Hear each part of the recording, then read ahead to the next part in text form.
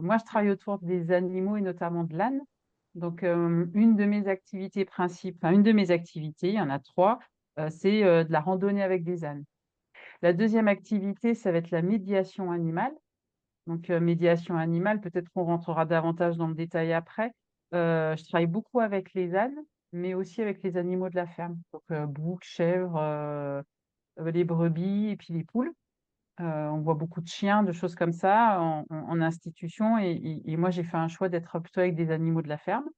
Et puis, la troisième activité, c'est tout ce qui est lié à l'animation avec les animaux, autour des animaux, dans l'idée de sensibiliser les gens au bien, enfin au respect, au bien-être, hein. Alors que nous, on peut éprouver lorsqu'on est en compagnie des animaux, mais aussi bah, tout le respect et la prévenance, entre guillemets, qu'on doit avoir vis-à-vis d'eux.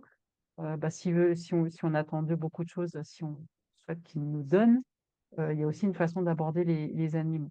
Tu pas fait ça toute ta vie, tu pas commencé ta carrière par ça. Est-ce que tu peux nous dire un petit peu quel métier, en tout cas dans quel secteur tu travaillais avant, quel était ton parcours?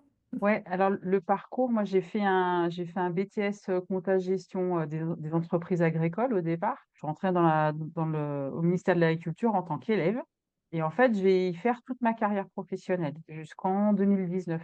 Donc, je vais enseigner en centre de formation pour apprentis, en centre de formation pour adultes, formatrice, et puis aussi responsable vie scolaire. Enfin, c'est un identique de CPE. Puis, depuis 6 ans, j'ai été coordo dans des centres de formation.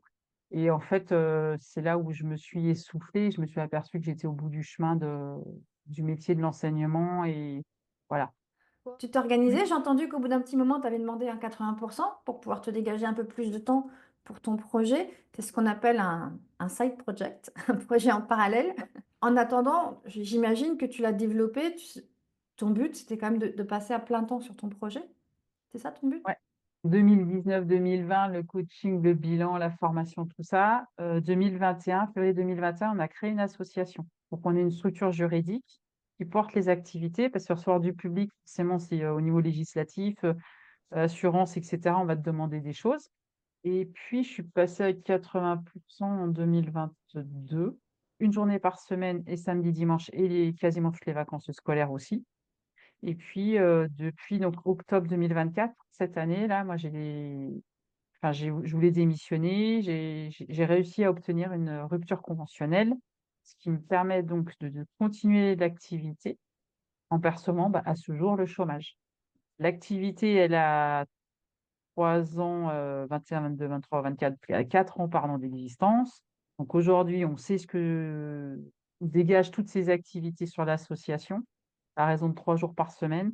Donc je me dis que si je bosse 5 ou 6 jours par semaine, voilà, ça devrait arriver, voilà, ça devrait passer au niveau du chiffre, voilà, de la rentabilité de l'activité, et puis surtout, moi, pouvoir me tirer un salaire. Enfin, au bout Bien du sûr. compte, c'est Ouais, ça, ouais. hein. Est-ce qu'aujourd'hui, tu as la sensation d'être sur, le chemin de ton ikigai, d'être dans ton ikigai? Je suis en plein. Je suis en Enfin, tous plein les dedans. petits pétales, c'est bon. Tu es au Ouais, centre? bah, ouais, bah, il y a des nuances plus ou moins fortes, voilà, mais ouais, oui, oui, oui.